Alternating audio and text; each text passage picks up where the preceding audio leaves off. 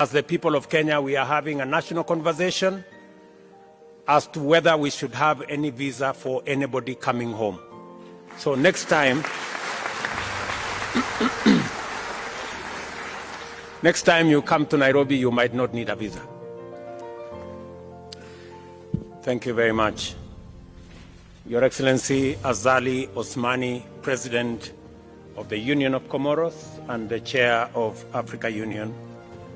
Your Excellencies, Heads of State and Government, Your Excellency Mr. Musa Faki Mohammed, the Chairman of the Africa Union Commission, Your Excellency Isufu Mahamadou, Champion of the SCFTA and former President of Niger, Your Excellency Amina Mohammed, Deputy Secretary General of the United Nations, Heads of organs and institutions of the Africa Union, regional economic communities and regional mechanisms, Honorable Ministers, the Honorable Anwai Guru, Chairperson of Council of Governors, the Honorable Johnson Sakaja, the Governor of the City of Nairobi, Honorable Members of Parliament, Excellencies, ladies and gentlemen. I am greatly honored and delighted to I have a high privilege to have this opportunity to welcome you to the city of Nairobi and to Kenya.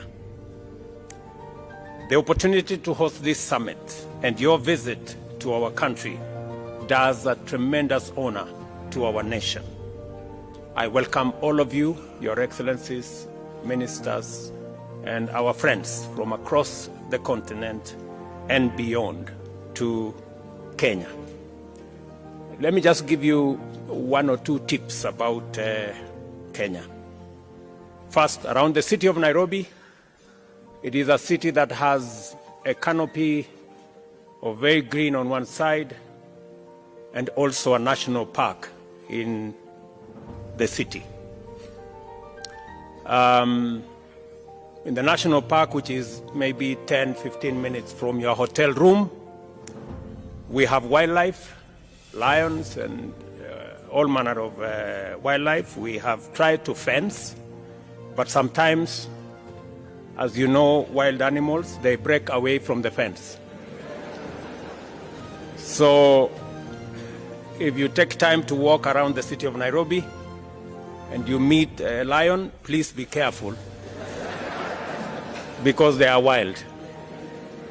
We try to keep them inside.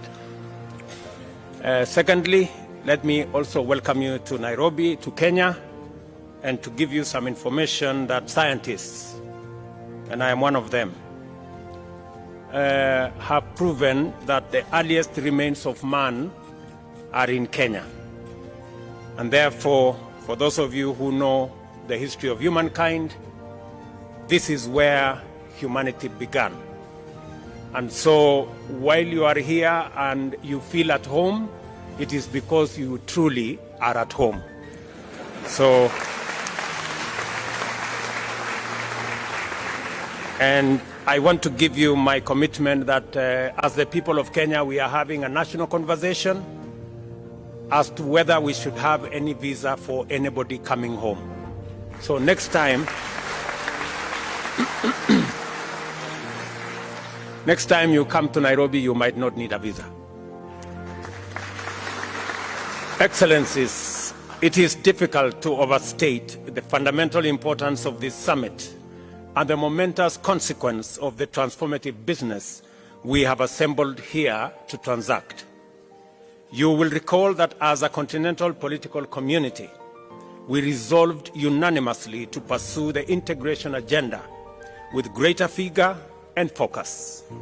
This commitment was underscored by the decision to formulate a suitable framework to effectively coordinate the diverse efforts undertaken through our 8 regional economic communities and various mechanisms that is part of the ecosystem of the AU. It is evident from the variety of activity, enhanced efficacy and viability of AU's agenda and the undeniable increase of the AU Commission's administrative capacity and overall vigor of the regional and Pan-African integration efforts that the AU's commitment was earnest, accompanied by demonstrable political will and a focused and effective implementation strategy. We are a busy continent that is going places. The young, clean, green continent of the future, and we are determined to lead our march into this future as a united, empowered contributor of sustainable solutions for global problems.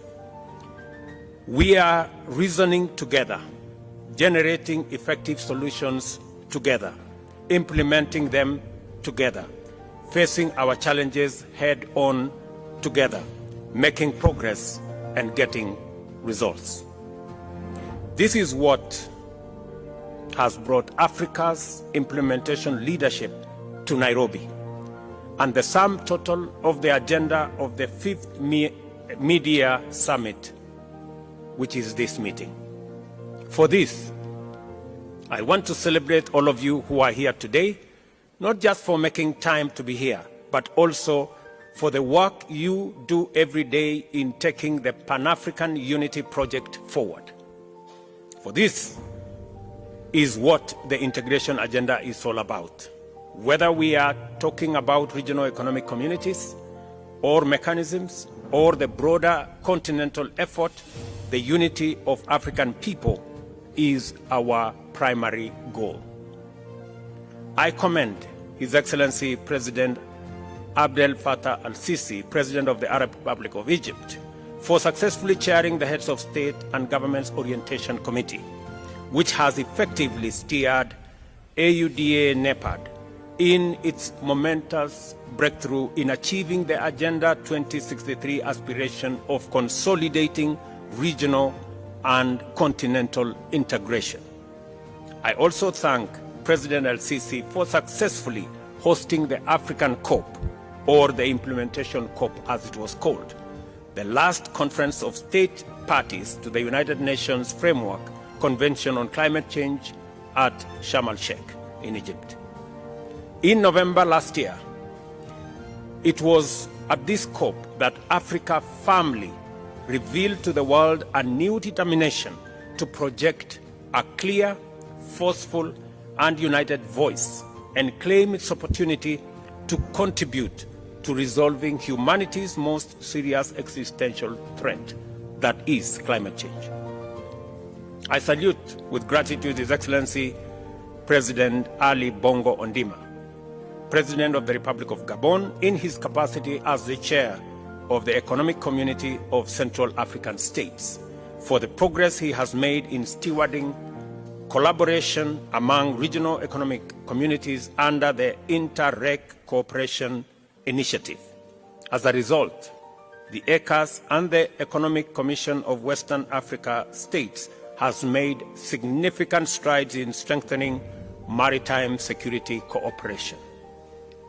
I also appreciate the work being done by His Excellency President Ismail Omar Guelleh, the President of the Republic of Djibouti, who chairs the Intergovernmental Authority on Development, for his able leadership of IGAD's contribution to the progress towards agreement on the cessation of hostilities in Ethiopia, and now the activities that we are all undertaking to ensure that Sudan returns to normalcy and takes up its place as a stable, peaceful country in our continent. Further, I am cognizant of the animated activities and excellent work that has brought much progress in ongoing projects and initiatives being undertaken across many spheres by the Economic Community of West African States under the able leadership of His Excellency President Bola Ahmed Tinubu of the Federal Republic of Nigeria, the Common Market of East Africa and Southern Africa led by His Excellency Hakainde Hichilema, President of the Republic of Zambia, Southern Africa Development Community, SADC, chaired by His Excellency President Felix Antoine Tshisekedi Tshilombo of the Democratic Republic of Congo, the Community of the Sahel, Saharan states under the stewardship of His Excellency President of Benin, Patrice Talon, the Arab Union of the Maghreb, led by His Excellency Tayyip Bakoush of Tunisia, and the East African Community under His Excellency President Evariste Ndayishimiye of Burundi. I must also recognize and praise the good and excellent work that the AU Commission continues to do under the leadership of its chair, His Excellency Musa Faki Mahamat. This summit has been made possible by the able leadership of his team. These AU-REC success stories establish without any doubt that a lot of great work is being done all over our continent, and that in our time, African leadership is signaling urgency, focus, consistency, and determination to sustainably manage and solve prevailing challenges and develop robust instruments to anticipate and preempt future crises. With such commitment, we now have confidence to pursue sustainable development and shared prosperity, and expect that Agenda 2063 is now firmly on course. The most compelling signal that African integration is unstoppable and that it will open doors for unprecedented socio-economic transformation is the progress we have made in implementing the Africa Continental Free Trade Area. We must all be proud of this magnificent project and historic achievement by and for ourselves, whose positive effects will reverberate throughout the world for a long time to come. I am not exaggerating. Let us consider the bare facts of the matter. This single mechanism has inaugurated the world's largest free trade area. Under it, 54 countries have agreed to create a single market with a population of 1.4 billion people and a GDP of US dollars 3.4 trillion. The free trade area is projected to lift 30 million people out of extreme poverty and boost incomes by 7%, or US dollars 450 billion by 2035. As I have had occasion to remark before elsewhere, this is the magnitude of what typical Pan-African collective action can achieve, and we are only getting started. The progress we have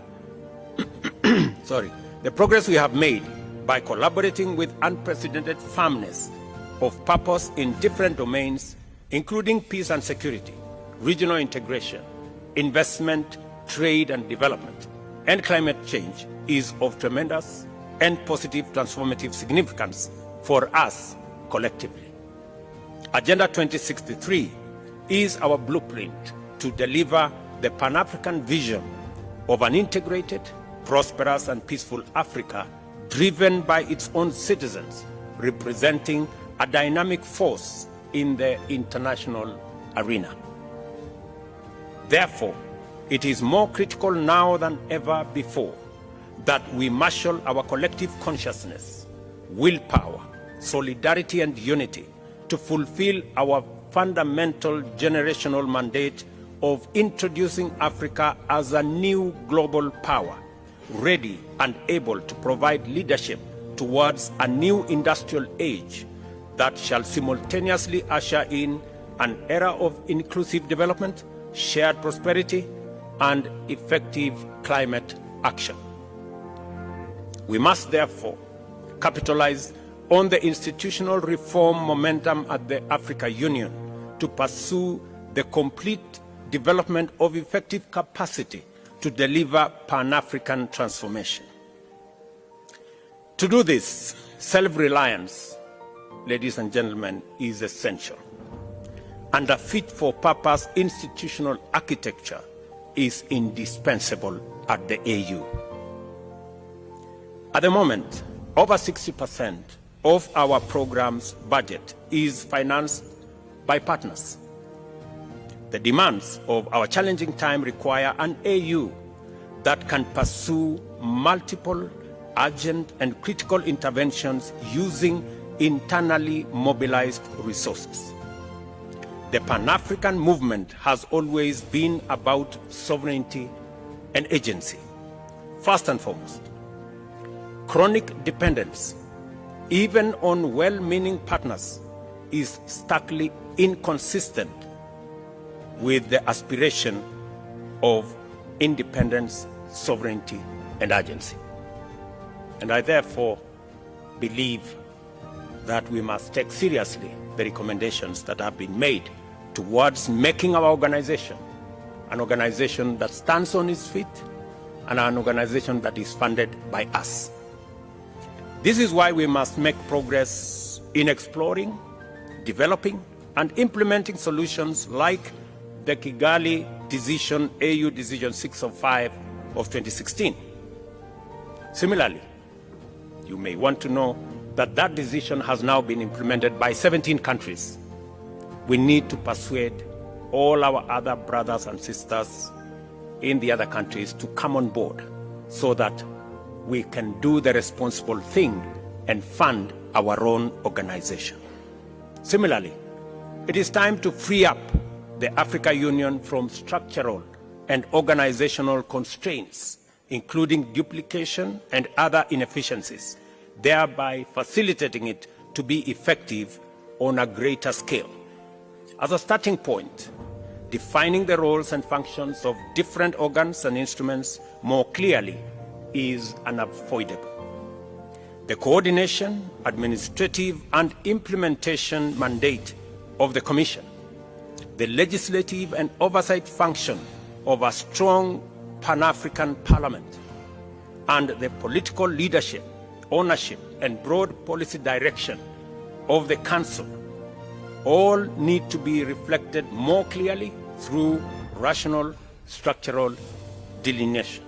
I hope, it's my prayer, colleagues, ladies and gentlemen, that we finally make the right decision and build an organization that is fit for purpose, that has the requisite finances, the needed voice, and the leadership that can project Africa's position much more clearly with a strong voice so that we can take our place in the community of nations.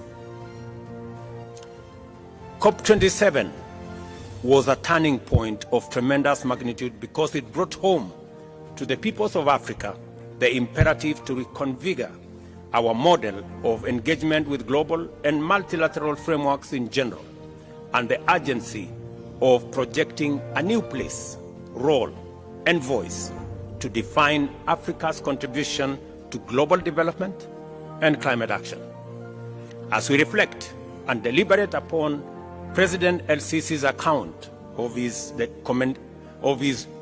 commendable use of COP27 to facilitate the emergence of a fresh Afrocentric perspective to climate change, it is vital that we resolve to do even better and go much further at the forthcoming COP28 by taking on board a more robust position and proposing a transformed and inclusive global approach to tackling the climate change crisis.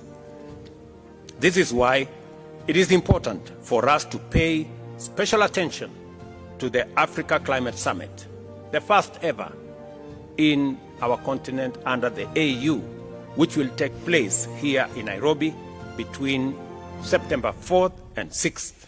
The summit, coming after the Paris summit where greater clarity emerged, will be a critical opportunity for us to accelerate global energy transition and deliver African solutions to the COP28 in Dubai, the United Arab Emirates. When we return to Nairobi in September, therefore, our sole business will be to mobilize and converge around a common position and advocate for global alignment on a green growth agenda complemented by a transformative global climate finance compact. Your participation in this summit must therefore anticipate your stronger participation in the Africa Climate Summit. And ladies and gentlemen, as we come to that summit, there are two very important things that as a continent we must harmonize, consolidate, and package our collective position. We must have a collective position on matters to do with debt and liquidity. We must all agree that it is time for a new financing mechanism.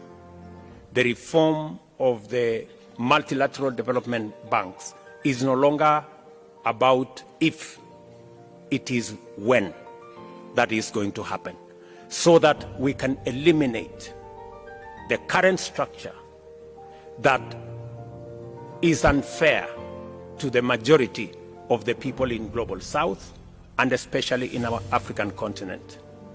None other than the UN Secretary General himself has said that our continent pay anywhere up to 8 times more than our brothers and sisters elsewhere do. It is only fair that we have a financing mechanism that treats everybody equally. All of us have read about the animal farm, where there are some that are more equal than others.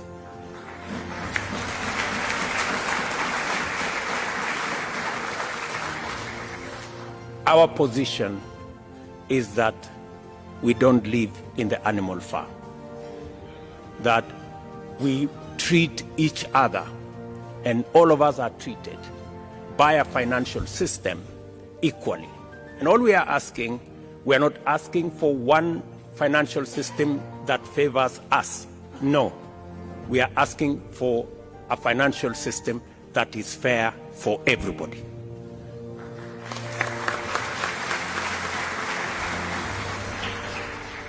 Part of the challenges we have of liquidity, part of the challenges we have in debt distress is actually caused by an unfair financial architecture that makes us pay interest more than others. Today, we have a debt stock of $640 billion as Africans, paying close to $70 billion every year. If we had a fair financial architecture that treats everybody fairly and that does not profile Africa as risky, we would be paying less than half what we are paying today in debt repayments. So we are simply asking that we have a conversation, a candid conversation on having a fairer financial system, and that is why the reform of the multilateral development banks is an urgent necessity. And secondly, that we were left behind in the fossil fuel energy industrial development. God, in his own wisdom, has put Africa at the center. We have climate change as an existential crisis to humanity.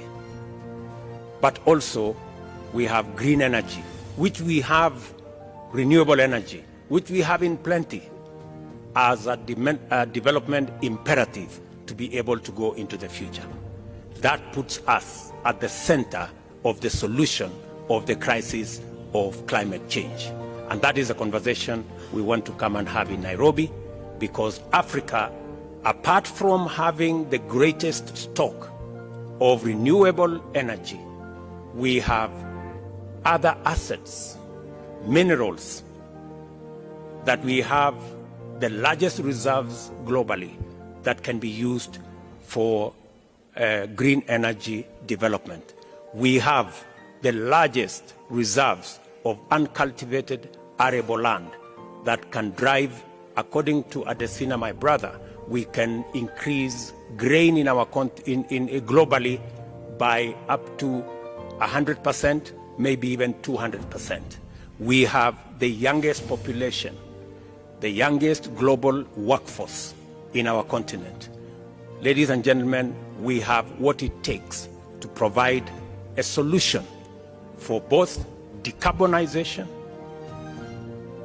taking the world into green industrialization, and also ensuring that we decarbonize everywhere globally. So those are the two things that we must focus our attention and be able to position our continent appropriately. And that's why I said earlier, we need a fit-for-purpose organization, and we need to fund the organization ourselves. You all know it is said, he who pays the piper calls the tune.